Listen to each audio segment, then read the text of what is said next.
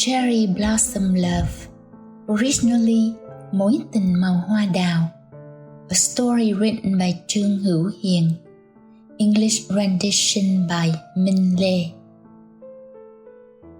Mayumi held her gaze on the airport runway, where a clear sky greeted the departing planes. The morning sun caused her eyes to squint as she looked upward. Throughout the early morning until now, she sat silently on the porch, driven by just one purpose: to count each flight and guess which plane carried her beloved, the man who had bid her farewell only hours ago, as recently as last night. The warmth of his entwined fingers lingered in her hair while her lips continued to bear the remnants of their passionate moments. This morning, Minh will be among the passengers embarking on a flight spanning over 1,000 kilometers from Okinawa to Tokyo.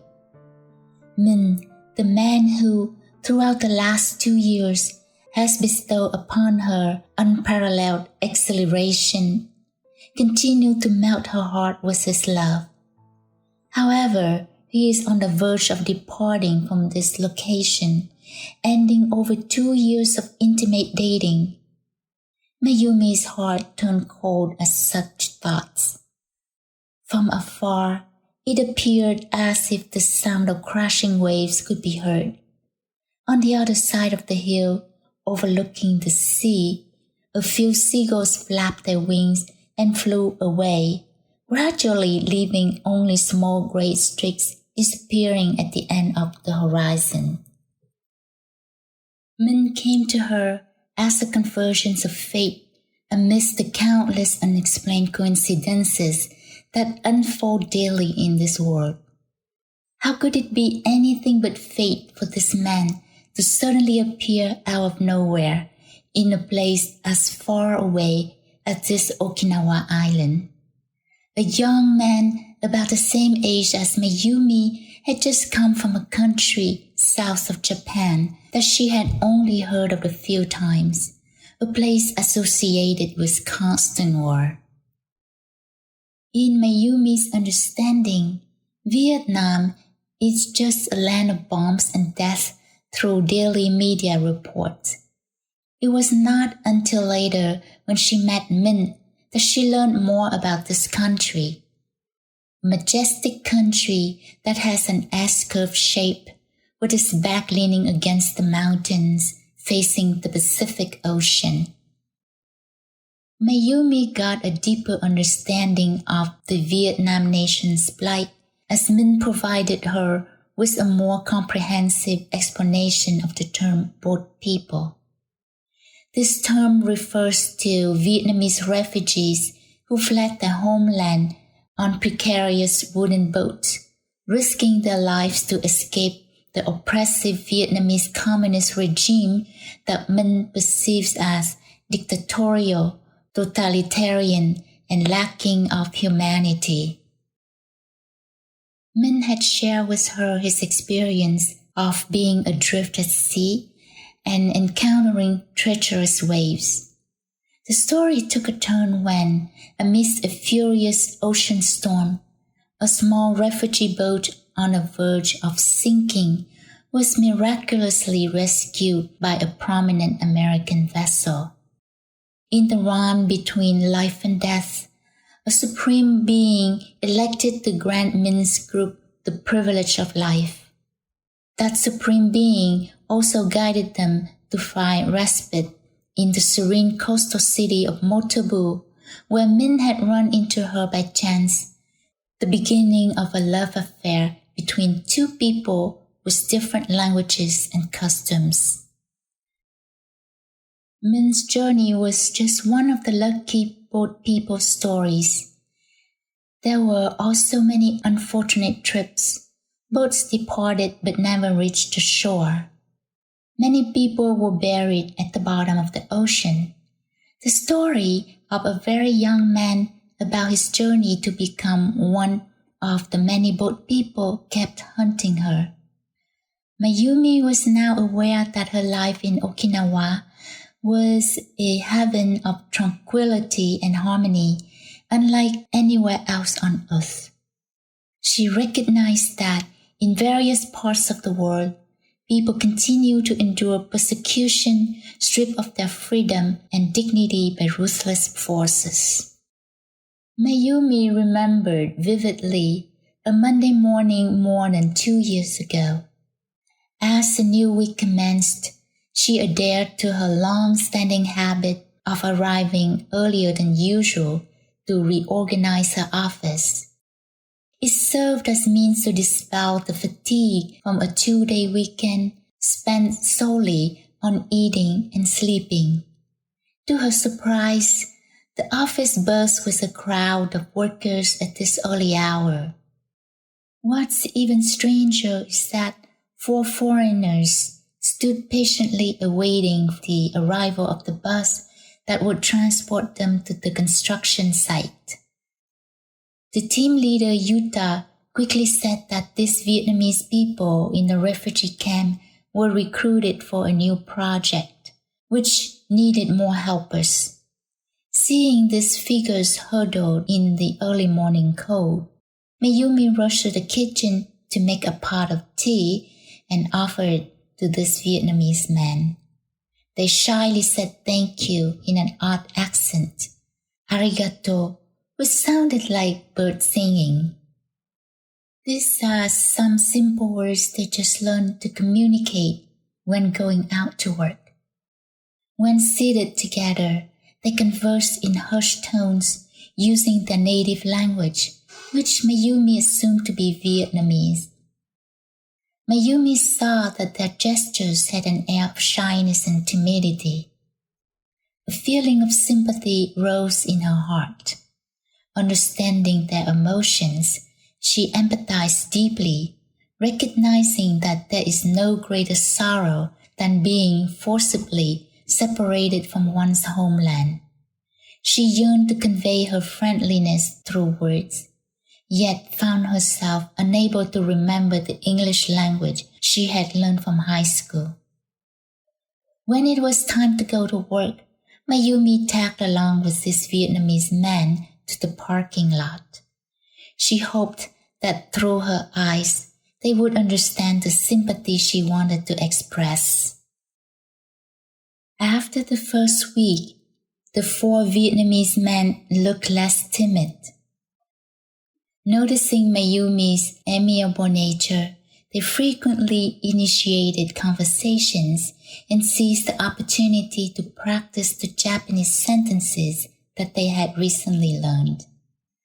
They exhibited a remarkable ability to understand and absorb information swiftly, allowing them to express themselves clearly in common communication phrases within a few days. As she conversed with them from time to time, Mayumi found herself unable to suppress her laughter.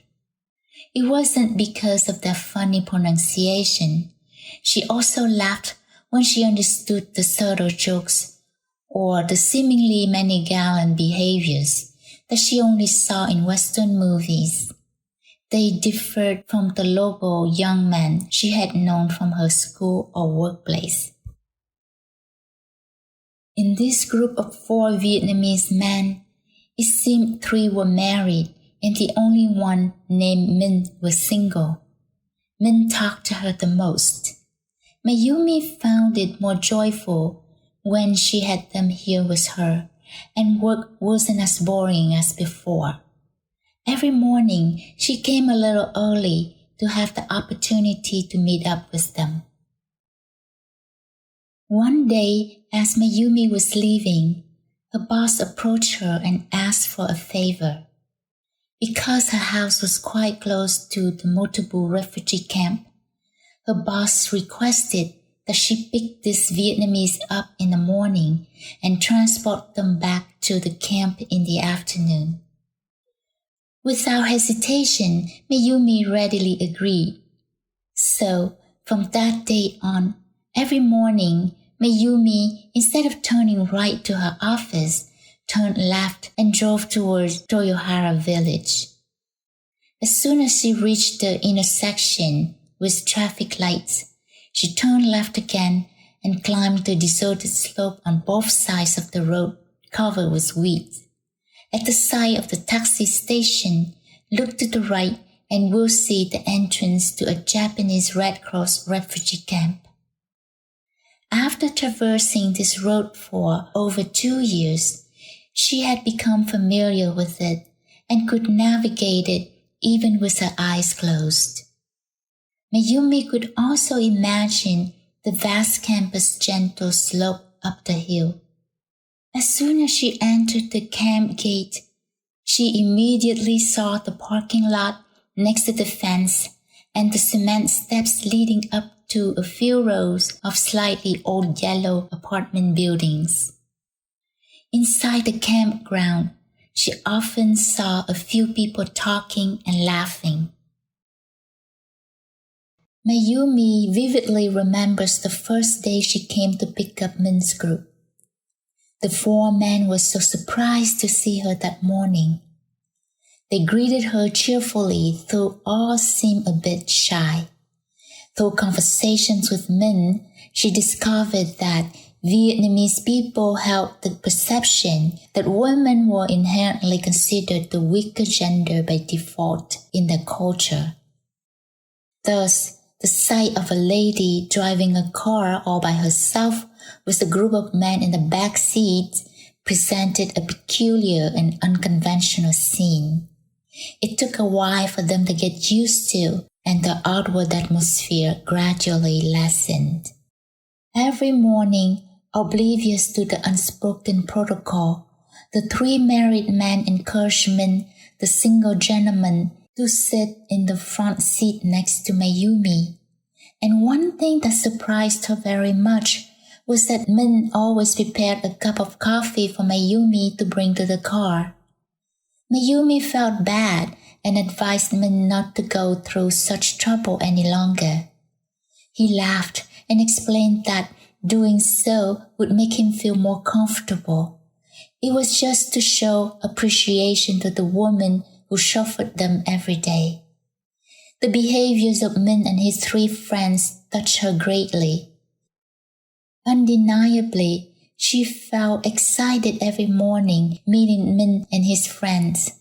Something close and affectionate welled up in her heart. She missed them dearly during the weekends, without those conversations and without Min's gaze. She remembered the way to Toyohara Hill and recalled how the bright morning sun shone beautifully on green grass and the branches of trees lining the road. Mayumi was unaware of the exact moment when meetings between Min and her evolved into emotional connections, surpassing the boundaries of mere acquaintance. After bringing the group back to camp, Min invited Mayumi to dinner. He said he had just got paid and wanted to repay her kindness. After dinner, the 2 did not want to hurry back, so they stopped at the beachside cafe to sit and talk. Surrounded by the poetic sea and a sky adorned with romantic stars, accompanied by those warm words and affectionate gazes, Mayumi fell in love. The darkness concealed the kisses and fueled a passionate affair between them, despite the uncertainty of its destination. Mayumi wholeheartedly immersed herself in this love, surrendering to its enchantment. They filled their time together with beautiful memories. The rendezvous during mornings and afternoons are easily etched into their memories, not to mention leisure strolls on the streets during weekends. In the evenings, they venture to distant islands to witness the rhythmic waves and bask in the beauty and the starlit sky at night. Mayumi remembers the details of those encounters, as remembering every line on his angular face and deep talking eyes. So now, All her feelings are rushing back simultaneously to tease her fragile heart. She hates them as they hurt her, hates her weakness. However, in this solitary moment, Mayumi finds herself wrestling with the sorrow that lingers within her, contemplating how to seize the downward spiral of her soul. She made frequent trips between home and the Toyohara camp for over 2 years. The task of counting the multitude of memories she had accumulated felt overwhelming. Mayumi particularly recalled some time at the end of the month when she accompanied Minh to Kosa and Naha. Together, they purchased essential items to send back to his family in Vietnam. Observing him meticulously examining the shirts, pants, and stereo systems stirred deep emotions within her. His affection towards his family and the people left behind surprised her at first. Mayumi wondered, and then Minh explained that family love holds great significance in Vietnamese customs.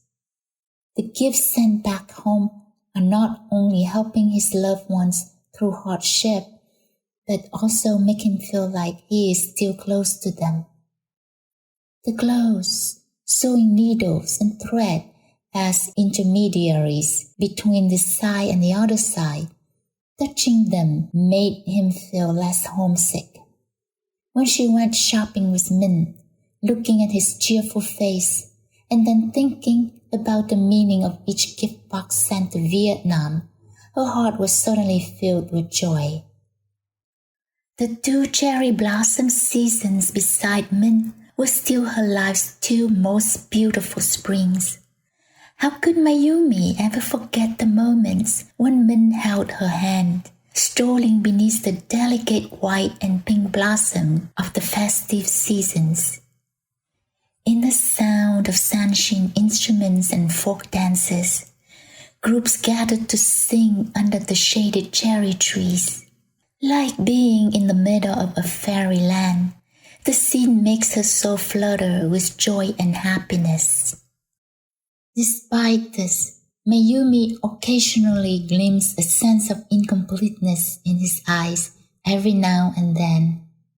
Minh told her that the Okinawa cherry blossom season was very close to Tet, the Lunar New Year in Vietnam, which coincides with some time in February of the solar calendar.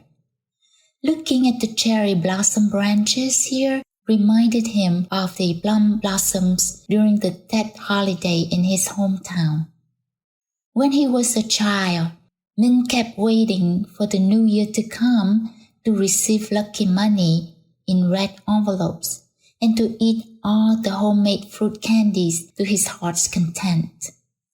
All those cherished memories from childhood now feel remote, distant, and far away. When will he be able to reunite with his family? Japanese people often see cherry blossom petals as a symbol of the impermanence of all things. They are there and then quickly disappear. The delicate flowers, freshly bloomed, certainly cascade down under the rain or by only a passing breeze inadvertently. Mayumi secretly thought that the love between Minh and her was just a tiny coincidence of the impermanence of heaven and earth, certainly coming and going, reminiscent of distant planes ascending into the sky.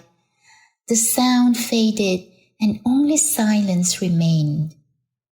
The moment spent driving along the slopes of Toyohara Hill, and the mornings filled with anticipation for the man smiling, delivering a warm cup of coffee, will become nothing more than nostalgic memories. Sadness took over Mayumi. She wanted to sit alone here forever, patiently waiting for a flight, though she knew it was long gone. Unable to stop the tears, she let them roll down her cheeks. Mayumi whispered a part of her favorite music in Utsukushi Mukashi, meaning beautiful old days, a song that Minh told her was adapted from an old Vietnamese song named Diễm Xưa. Utsukushi Mukashi, the beauty of the past. Her love now resides only in the realm of the past.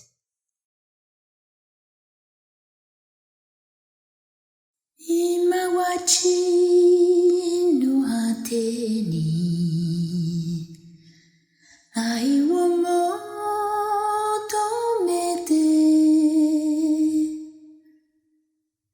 ame ni sa sowarete kiete yuku anata kuruhimo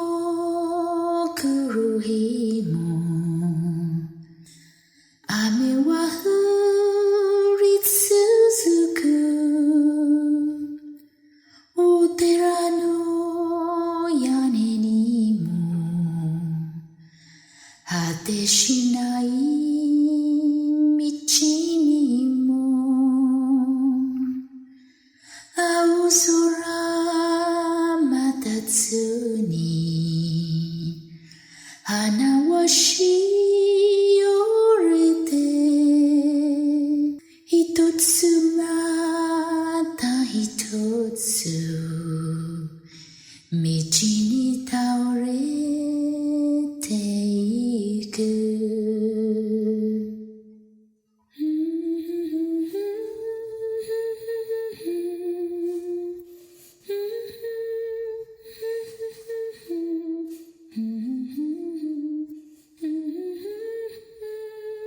Translation. Now at the ends of the earth, looking for love, invited by the rain, you disappear. Day after day, the rain keeps falling on the roof of the temple, even on the endless road, without waiting for the blue sky. Flowers, withered one by one, fall on the road. Epilogue. The writer fabricated half the details in a recently recounted love story between a young Vietnamese refugee and a Japanese girl. However, fiction often draws inspiration from true stories. The male character in Cherry Blossom Love was a close friend who once shared a room in a refugee camp with the writer. The ending of the above short tale was intentionally left out to dramatize the love story and to bring curiosity to the readers. The truth is, this friend was reunited with his lover, a woman with cherry blossom-colored eyes shortly after. They have a handsome son and a lovely daughter together. A love story with such a happy ending. Trương Hữu Hiền. English rendition by Minh.